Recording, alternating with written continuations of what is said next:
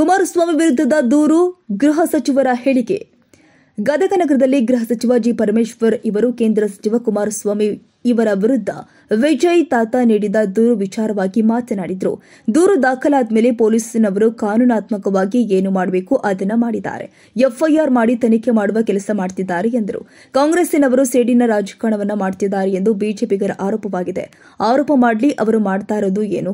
ಬಿಜೆಪಿಯವರಿಗೆ ಭಯ ಶುರುವಾಗಿದೆ. ಹೀಗಾಗಿ ಅವರು ಮಾಡಿರುವ ತಪ್ಪುಗಳು ಹಾಗೂ ಮಾಡಿರುವ ಹಗರಣವನ್ನ ತೆಗೆಯುತ್ತೇವೆ ಎಂದು ಅವರಿಗೆ ಭಯವಿದೆ. ಅದಕ್ಕೆ ಹೀಗೆಲ್ಲ ಮಾತನಾಡುತ್ತಿದ್ದಾರೆ ಎಂದು ಗೃಹ ಸಚಿವ ಜಿ ಪರಮೇಶ್ವರ್ ಟಾಂಗ್ ಕೊಟ್ಟಿದ್ದಾರೆ. ಚಂದ್ರಶೇಖರ್ ಸೋಮಣ್ಣವರ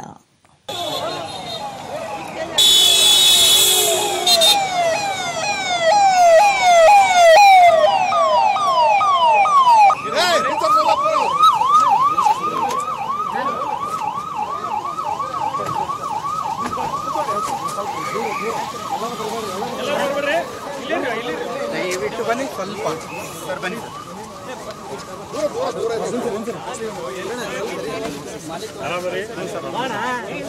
ಒಂದ್ ಮಿನಿಟ್ ಸರ್.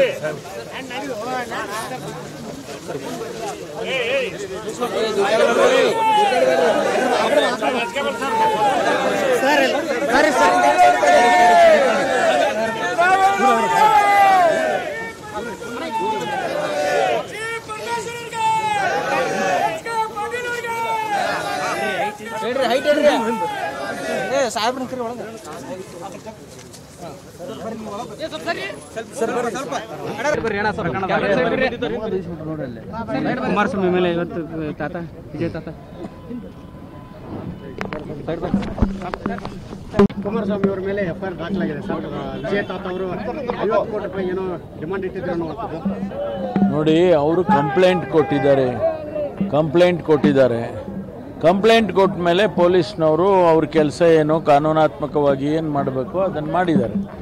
ಎಫ್ಐಆರ್ ಮಾಡಿಬಿಟ್ಟು ಆಮೇಲೆ ಫರ್ದರ್ ಇನ್ವೆಸ್ಟಿಗೇಷನ್ ಮಾಡ್ತಕ್ಕಂಥ ಕೆಲಸ ಮಾಡಿದ್ದಾರೆ. ಸರ್, ಹಳೆ ಪ್ರಕರಣಗಳನ್ನು ಎತ್ತಾಕತ್ತಾರಂತ ಬಿಜೆಪಿ ಆರೋಪ ಮಾಡಲಿ.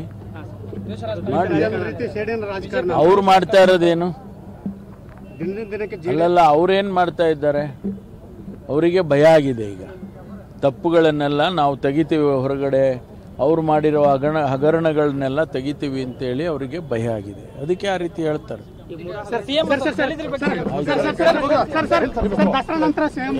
ನಡಿಯಪ್ಪ.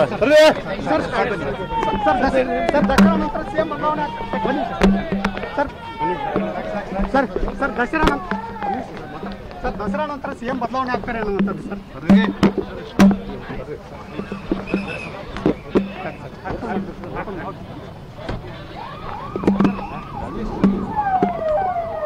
ಸರ್